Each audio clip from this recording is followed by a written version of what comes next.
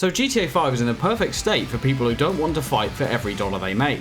Passive income is the best way to make easy money, and there are plenty of ways to do it, most of which only require a few minutes of your time each day.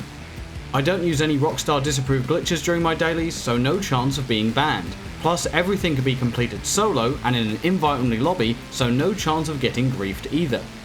This is how to be fully passive about making money in the twilight years of GTA Online.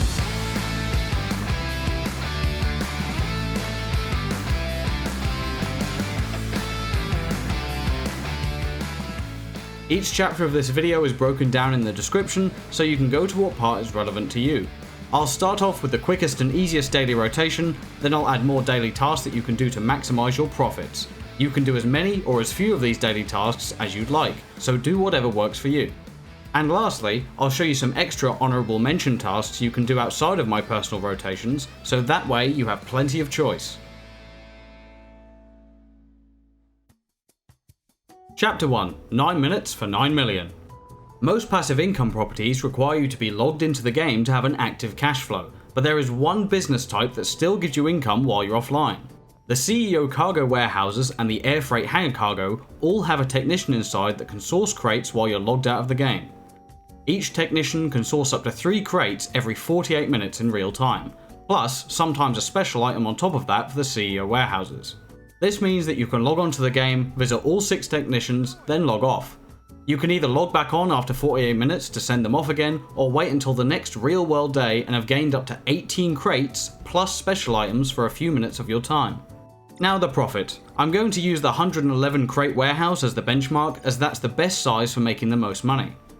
Each technician charges you $7,500 each time you send them on a mission. So if you get lucky and get 3 crates every time until it's full, it will only cost you $277,000, which is less than filling it yourself. If you're unlucky, however, and they only source a single crate each time, you'll be paying out $832,000, which, yes, is more than doing it manually, but it requires way less work.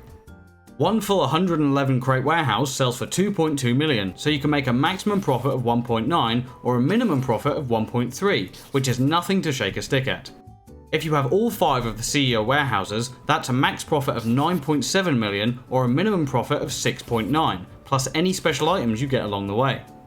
The hangar cargo isn't as straightforward, as there are 8 different types of cargo that give extra money bonuses based on how many you sell, and as the technician gives you a random type each time, there is no easy way to predict your earnings.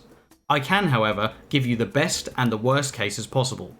The technician Rooster charges $25k every time he sources crates, so if he manages to get 3 crates each time, it will cost you $425,000 to fill the hangar, or $1.2 million if you only get 1 each time. If by some miracle you get 3 crates each time and get 50 crates of either medical, chemicals or narcotics, you can sell the full hangar for 2.5 million, giving you a maximum profit margin of 2.1. You can increase your sell amount by 10% by owning the new Higgins Heli Tours, which pushes your maximum profit to 2.3 million. If you have random crates, and you probably will, you'll be able to sell for around 1.8 million, giving you a minimum profit of $550,000. Now, you may be thinking that that sounds quite low compared to the CEO cargo, but the main difference is the hangar can fill up 2.2 times each time an 111 crate warehouse fills up, as it only holds 50 crates. If we scale these numbers up to match 111 hangar crates, your maximum profit will be 4.7 million versus the 1.9 max profit from the 111 CEO crates. Putting all 6 warehouses together, 555 CEO crates and 50 hangar cargo, plus the extra 10%, will yield you a maximum profit of 12 million or a minimum profit of 7.4 each time you sell all 605 crates. As there is a very slim chance you'll get the god tier luck and get 3 crates every time from every technician, your warehouses will fill up at different speeds due to getting between 1 to 3 crates from each source. This means you won't be selling all 6 warehouses one after another, there will likely be gaps between them. Just a side note, I've been told that something called a ghost raid can occur on the CEO warehouses where you've been raided without your knowledge and you lose crates. The easiest way to avoid this though is to not go above 77 crates in any given warehouse. I've never been raided nor ghost raided before, so I would take the risk with the 111 crates as you'll get more money that way. It's up to you though. Chapter 2. Real World Daily Rotations. All other dailies you can do only give you passive income while you're playing the game, and the money they generate only gets added each in-game day or every 48 minutes in real time. There are plenty of tasks you can do, and if you do all of them, you'll be in the game long enough to see a full day pass. First up, the many safes in different properties across LS. The agency gives you 20k per day after you've completed 201 of the security contracts, maxing out at 250,000 when full. The nightclub can give you 50,000 per day when your popularity is full, maxing out at 250 when full. I recommend switching DJs until the popularity is full, as it's a lot faster than completing popularity missions. If you have the terabyte, you can bypass the cutscene and switch DJs in a matter of seconds. Whenever you go to collect your money from the nightclub, there is a chance a random mission can appear that will increase your popularity and give you a 10k bonus. These chance missions are usually super quick, like just throwing someone out of the club. The arcade can give you 5k per day when your arcade is full of machines, maxing out at 100k when full. Luckily, you can reuse the same machine over and over in the editor to avoid having to buy all this stuff, saving you a chunk of cash. The garment factory can give you 2k per day just by owning the property, maxing out at 100k when full. However, it is incredibly slow. The new car wash can give you 30k per day if you own everything in its list, maxing out at 100k when full. You can double the take from Higgins Helitours, Smoke on the Water, and the car wash itself by completing 15 money laundering missions in each of those properties. This will increase the daily take from each property from $750 to $1,500, bringing your max daily take to $32,250.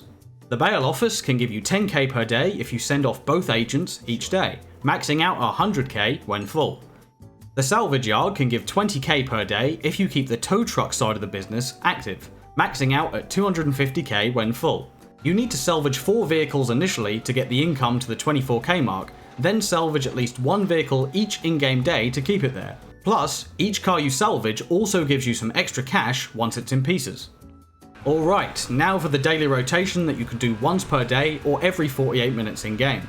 I'm going to list these via passive type rather than location on the map, as you may not own the same locations I do. Starting off with the classic spin of the wheel that resets bang on 24 hours after your last spin, along with the free 1000 credits that can be converted into cash. As mentioned in Chapter 1, I go to each of my 6 warehouses and send off all my technicians. If any of the warehouses are full, I will sell them. If a warehouse is full but contains special items, I'll sell those first so I can get the full 111 crate bonus from the warehouse. When selling the hangar cargo, you should always choose to sell on land as the missions are often easier. Although selling all 6 warehouses are easier with friends, you can do them solo with relative ease.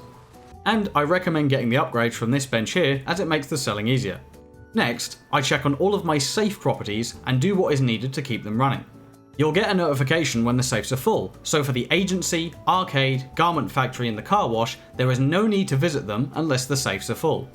The other safe properties all require extra work to keep them running. I go to my nightclub to check the popularity and the stock, and of course, the safe. If the popularity is lower than 5 bars, I'll either use the terabyte or the master control terminal in the arcade to get it back to full. You can use the nightclub terminal, but it's a lot slower due to the cutscene. If the stock in the nightclub is around 900k to 1 million, I'll sell it. Here are the stock options I use for my nightclub if you're interested. I'll make my way over to the bail office to check the safe and send the agents on their way. Then go to the salvage yard to check the safe there and do a tow truck mission to keep the cash coming in. I check that my laundering businesses are still operational by calling RAF and checking the heat stats, and if they're above 90%, do illegal work to cool them off. Next, I go to the auto shop and the biker clubhouse to send off the 3 customer vehicles and all of them combined, then head over to my office to sell the special export items for a bonus 50k.